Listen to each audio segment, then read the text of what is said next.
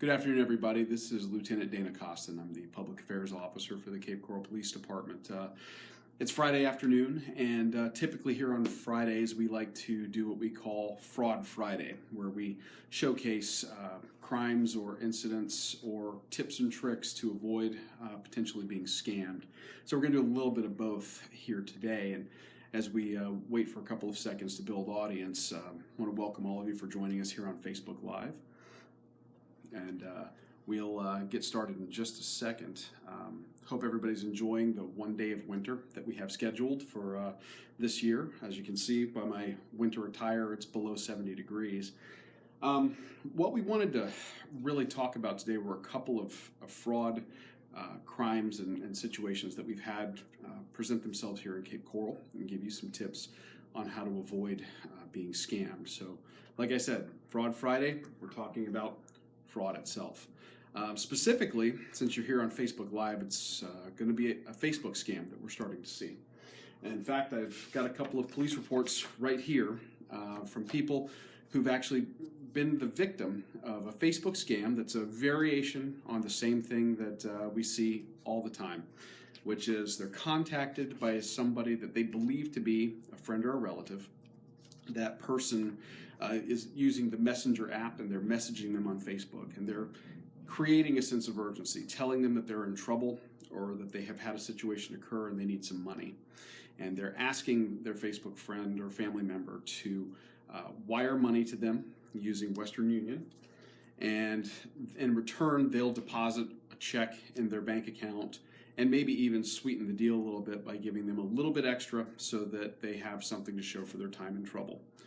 You can probably guess how this ends. The check isn't any good, and by the time your bank tells you that the check bounced, the money that you've wired is long gone. So what we want to do is give you some tips on how to avoid being scammed, specifically here on Facebook, because some of these can look pretty convincing. First of all, is be wary of any Facebook messages that you're getting from relatives who already have a Facebook account, but maybe things have been changed in some way. And if they seem to not be behaving in the way you would expect that friend or family member to behave.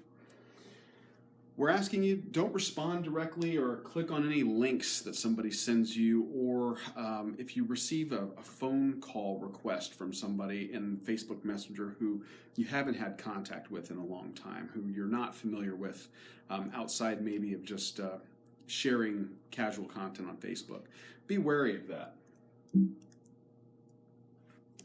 Let's see. If you are getting a message from a friend or family member saying that they need your help, confirm that it's actually them. Contact them outside of Facebook using a known good phone number or known good means of contacting them that's outside of Facebook completely. You want to confirm that, because too many accounts are being spoofed and people are grabbing profile pictures and creating false profiles and posing as potential friends and family members. Don't give out any of your personal identifying information, period. This seems like a no-brainer, but unfortunately, when these scam artists are doing what they do, they're creating that sense of urgency, and they're hoping you're going to react emotionally instead of intellectually. So don't give out any personal identifying information, and under any circumstances, never, ever give out your bank account information, and that includes your account number and routing information. If you're asked to wire money to somebody, think of wiring money as being the exact same thing as mailing cash. You have about the same likelihood of law enforcement being able to recover money that you have wired to somebody as if you mailed them a big fat envelope of $100 bills. So keep that in mind. Finally, review your privacy settings. Facebook and other social media outlets are fantastic. They're a great way for us to stay in contact with each other. But the fact of the matter is, Facebook is an advertising platform, and it banks on you sharing as much information about yourself as possible so that they can target ads to you that are going to be to your liking. The more information you share, the better the profile they are creating on you can be for them and for advertising.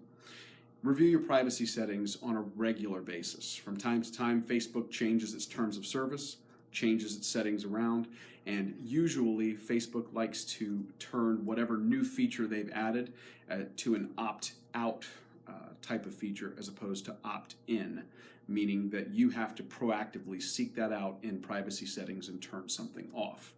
So keep those things in mind.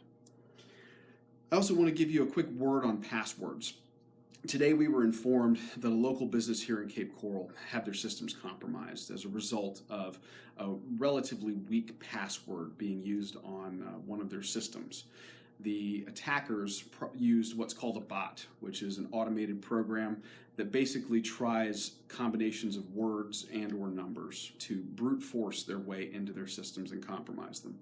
Fortunately, the business was able to roll back to a backup, and they aren't out much in the way of time or money. But you need to be careful with all of your accounts, whether it's social media, banking, or whatever the case may be. The Cape Coral Police Department recommends that you use strong passwords all the time. Letters, numbers, uppercase, lowercase, special characters. And those passwords should be something that you can't easily guess, that's not a word that can be found in the dictionary, and they should be unique to every single site that you log on to. And I know, before you say anything, that's a lot to keep in mind. Well, there are a number of password managers out there, software programs that will actually randomly generate passwords for you and manage all of those for the different sites that you belong to. And we highly recommend that you choose one of those and use that type of password manager to create unique, strong passwords for every account that you have online.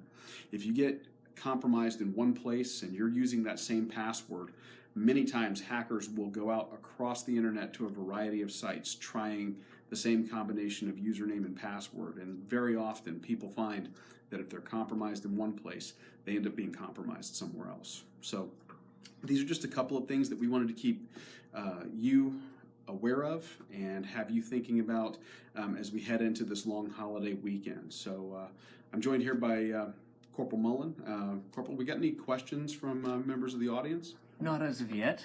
If you have any questions, folks, about anything to do with the fraud that we've been talking about or password security, let us know now. Otherwise, we're going to cut this short and get out of here. Okay, if you have any additional questions, go ahead and post them in the comments section. We'll be keeping an eye on that, and we'll answer those as we can. For the Cape Coral Police Department, I'm Lieutenant Dana Costin, joined with Corporal Phil Mullen. Thank you very much.